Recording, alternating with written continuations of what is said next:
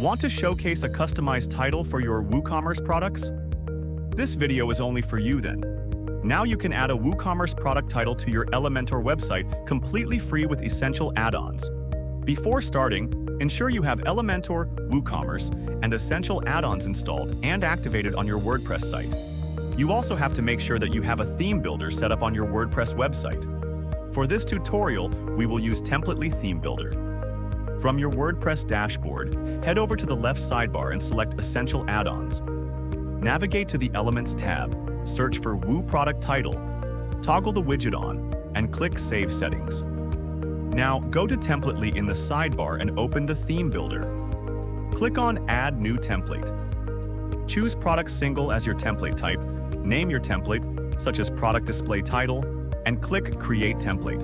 Once the Elementor editor loads, search for the Woo Product Title widget in the Elements panel and drag it onto your page layout.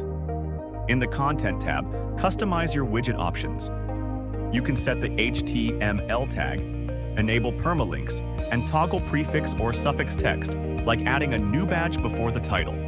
Switch to the Style tab to fine-tune alignment, text color, typography, margins, and dedicated styles for your prefix and suffix elements.